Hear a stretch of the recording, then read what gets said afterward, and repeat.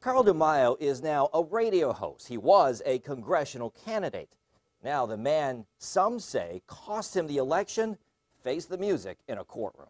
Todd, does this call into question all your past claims? Todd Bosnich was not in the talking mood after uttering the word guilty in federal court. Doesn't this damage your credibility? The former Carl DeMaio staffer pleading guilty to obstruction of justice. Stemming from an anonymous email Bosnich brought to the FBI in June 2014. Prosecutors declined to reveal details but called the email ugly and threatening. Amounted to threats that he might never work again. Prosecutors say they later determined that email and other similar ones were written by Bosnich himself.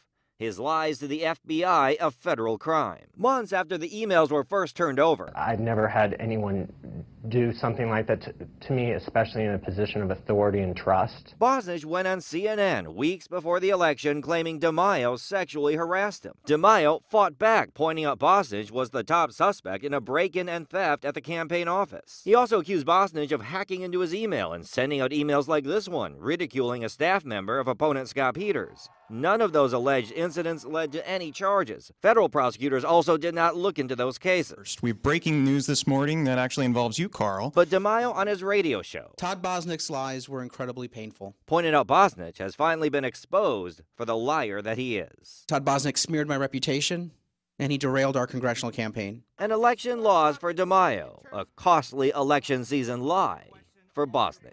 Michael Chen, 10 News. And prosecutors say they viewed this case as a serious offense because of the integrity of the election process. Bosnich faces a maximum of 20 years in prison, but the actual sentence is expected to be closer to 20 months.